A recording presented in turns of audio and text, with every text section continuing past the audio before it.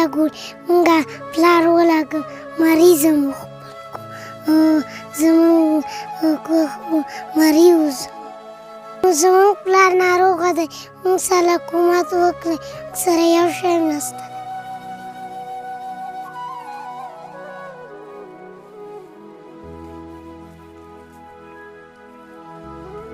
مریض یم او ماړه بچي مې دي 8 بچي مې دي او کومک راسره وکړئ او بېوسه یم او وسه نه لرم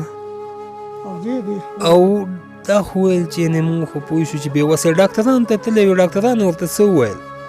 ډاکټرانو د مرۍ خرابه ده او بس دغه دارو ته به الله تعالی به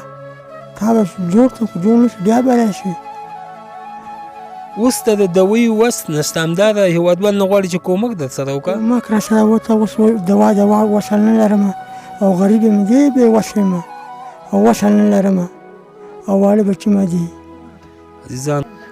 د رود خبرې مو اورېدې حقیقت سره چې بېوسه دی د غریبې کورنۍ دی 8 واړه بچیان لري د هغو سرپرستي کوي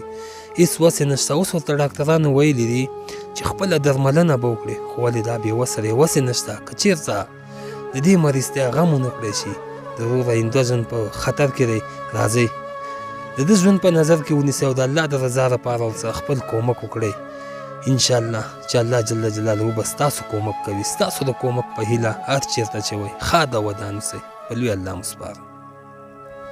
او پرو ته یا یوه میاشت یوه نیمه وکېده او د خلاو که د روپۍ د رقم بیا ونیسو سبا یې ویسته چې ښه نو تا نه راواخلم زه به د ده دا روپه وکړم ایستلی دی زویانو خدای ته معلومات دی چې رای ورکړو او ابۍ دا د مسیان دي د همغه زوی بچي دی دي او دغه ممسی دی او دا ممستی دی او دغه ممسی ده